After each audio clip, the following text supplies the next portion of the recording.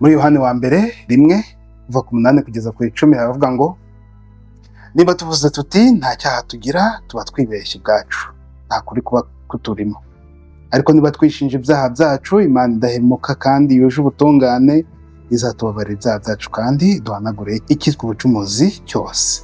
Niba rero tuvuze tuti nta cyaha twigeze dukora, tuba tuyigize umubeshyi kandi ijambo ryayo ntiritubemo. Hari abantu benshi nyine kuri iki gihe bakoresha Bibiliya n'ubundi bakavuga bati nta cyaha twe tugira, twe turi intungane mu maso y'Imana kuko Kristo yapfuye. Twese tuba intungane, nta cyaha dukora, yaba ibyaha muri iki gihe, yaba ibyo twakora, yaba n'ibyo tuzakora, byose byararangiye. Niba twaremeye Kristo ubwo byararangiye. Aba rero hari imirongo myinshi bifashisha muri Bibiliya, twavugamo nka Luka 23:4 kugeza kuri 47, Abanyakorinti ba 2:5-19, Abaheburayi 8:12, Abaheburayi 10:12 kugeza kuri 18, Abanyakolosi 1:20, Mariko 3:28, Abanyaroma 5:10, Yohani wa mbere 2:2. Iyi ni imwe mu mirongo bakoresha bavuga ko niba waremeye Kristo byarangiye, ko nta cyaha ukibarwaho, wagizwe intungane mu maso y'Imana kubera Kristo. Ariko se koko ubu ntabwo bwaba ari ubusobanuro bubi budahuye bw'imirongo? Niba hari ahandi nk'ariya muri Yohani avuga ati niba tuvuze tuti nta cyaha tugira tuba twibeshye ubwacu, kandi niba tuvuze tuti nta cyaha twigeze dukora, ukuri ntago kuri muri twe. Bityo rero niba mvuze nti nta cyaha ngira, ntago hari abigeze bavuga ngo kubera iyi mpamvu, kubera iyi n'iyi, kubera iyi n'iyi. Ubwo ni ukuvuga ngo niba uvuze ko nta cyaha ugira uri intungane, urabeshya, nta kuri kukurimo.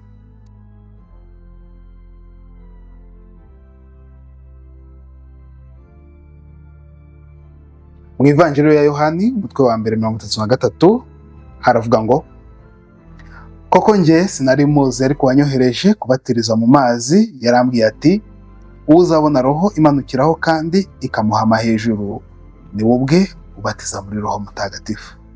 Tuzi neza ko Kristo ari ubatiza, ni ubatiza muri Roho Mutagatifu. None Kristo yavuze iki? Muri Matayo 28:19 kugeza kuri 20, Yesu yagize ati nuko rero nimugende mwigisha amahanga yose, mubabatize ku izina ry'Imana Data na Mwana na Roho Mutagatifu, mubatoze gukurikiza ibyo nabategetse byose, dore kandi ndi kumwe namwe iminsi yose kugeza ku ndunduro y'ibihe. Tubona ko Kristo yahaye intumwa ze ububasha bwo kubatiza, ariko arazibwira ati ndi kumwe namwe kugeza ku ndunduro y'ibihe. Intumwa zibatiza mu mwanya wa Kristo, cyo bavuga ngo persona Christi. Niba intumwa zishobora kubatiza mu mwanya wa Kristo, kandi koko zikabatiza mu izina ry'Imana Data na Mwana na Roho Mutagatifu, niki gituma intumwa zitakiza ibyaha mu mwanya wa Kristo? Kuba intumwa atari zo zibatiza, zikaba zibatiza mu bubasha bwa Kristo, ibi bigaragara mu nyandiko z'abakristo ba kera. Justin Martyr muri First Apology yanditse mu 151, Irenaeus muri The Demonstration of Apostolic Preaching yanditse mu 180, Clement of Alexandria The Instructor Book 1 yanditswe mu 191, Tertullian of Carthage on Baptism yanditswe muri 203. Hari n'abandi bakristo benshi bemeza ko kubatizwa bikorwa n'abari mu nshingano z'ubusaserdoti. Kuba ubatiza ahagarara mu mwanya wa Kristo ubatiza, niyo mpamvu avuga ati ndakubatije. Ni nayo mpamvu ntawe ushobora kuvuga ngo turababatije, kuko icyo gihe wowe ubwawe uba wishyizemo wigereranya na Kristo uko nawe uri mu babatiza. Ahubwo wowe uri mu mwanya wa Kristo niwe uvuga ngo ndakubatije. Ayo magambo ubundi ntabwo byitwa ko avugwa n'uri kuvuga, ahubwo avugwa na Kristo we watanze ububasha kuba bashobora kubatiza. Muri Luka 5:21 haravuga ngo abigisha amategeko n'abafarisayi batangira kwibaza bati uyu utuka Imana ni muntu ki? Ninje ushobora gukiza ibyaha atari Imana yonyine? Yesu yongera kubabwira ati nimugire amahoro, kuko Data yantumye nanjye ndabatumye. Amaze kuvuga atyo abahuhaho arababwira ati nimwakire Roho Mutagatifu. Abo muzakiza ibyaha bazabikizwa, abo mutazabikiza bazabigumana. roho mutagatifu ni Imana. Niba intumwa zifite roho mutagatifu nk'uko byagiye bihererekanwa mu kuramburirwaho ibiganza, bityo n'ubundi abari mu mwanya w'intumwa bashobora n'ubundi gukiza ibyaha, kuko yavuze ati abo muzakiza ibyaha bazabikizwa, abo mutazabikiza bazabigumana. Ubatiza ari we Kristo akaba Imana, ni nawe ukiza ibyaha ari nawe Kristo akaba Imana. Rero wabwiye intumwa ati mugende mubatize, ni nawe wazibwiye ati abo muzakiza ibyaha bazabikizwa. Ibi kandi bigaragara mu nyandiko z'abakristo za kera, harimo nka Didache yanditswe muri 70, hakaba The Letter of Barnabas yanditswe muri 74, Letter to the Philadelphians yanditswe mu 110 na Ignatius of Antioch, hakaba mu nyandiko za Irenaeus Against Heresies yanditswe mu 189, Tertullian Repentance muri 203, Hippolytus muri Apostolic Tradition muri 215, inyandiko za Origen Homilies on Leviticus muri 247 no mu zindi nyandiko nyinshi.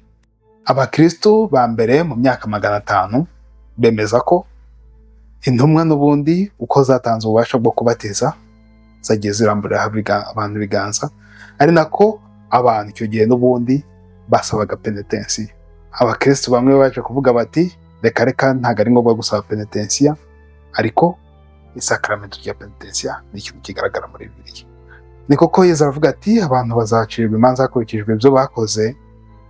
Niba umugambi wa Satani no kugira ngo abantu bagume mu byaha, batabyicuza, batabyihana ngo bababarirwe, hari abantu benshi kuri iki gihe bavuga bati oya, penetensiya ntago ari ngombwa.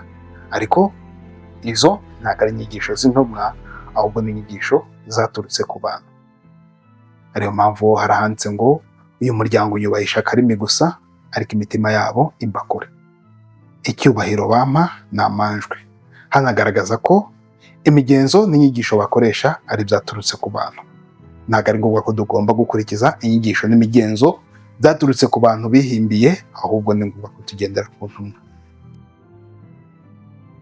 Kubw'iyo mpamvu ubatiza nawe ukiza ibyaha, kuko aravuga ati ndakubatije, kubera ko abatiza mu izina ry'Imana Data na Mwana na Roho Mutagatifu, kandi tukaba tuzi neza ko ubatiza ari Kristo.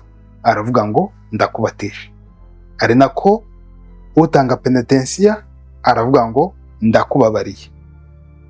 Ari nabyo bigaragaza ko ubabarira si we, ahubwo ni Kristo.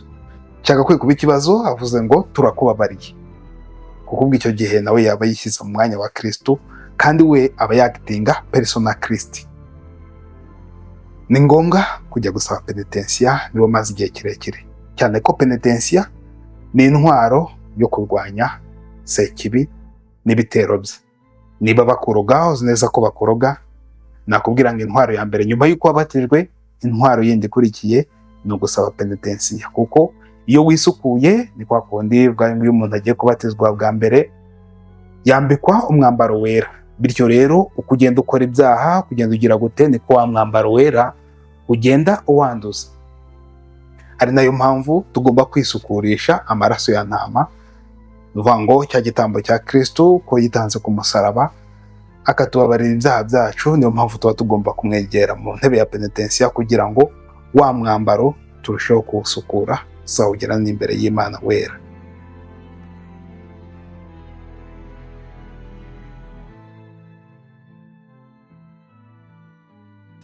Gatigisimu ya Kiliziya Gatolika ku ngingo ya 405 hatubwira ko icyaha cy'inkomoko atari ikosa rya buri muntu mu rubyaro rwa Adamu, ahubwo ko kidutandukanya n'ubutungane n'ubutabera.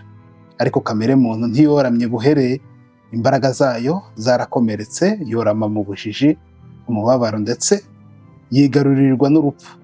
Ikaba irarikira ikibi mu buryo buzwi nka concupiscence. Batisimu, kubera kuduha ubuzima bw'inema ya Kristo, ikuraho icyaha cy'inkomoko, nuko muntu agahindukirira Imana. Ariko kubera kamere yazahajwe kandi irarikira ikibi, iyo kamere ikomeza gukurura umuntu, bigatuma arwana urugamba rwa roho mbi zo mu kirere.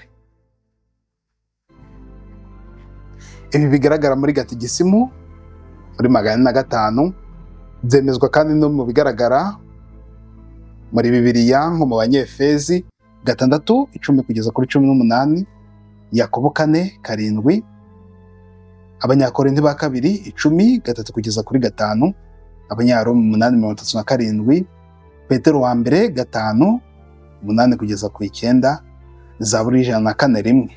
Hatwereka ko turi ku rugamba na roho mbi zo mu kirere zishaka kwerekeza umuntu mu bibi.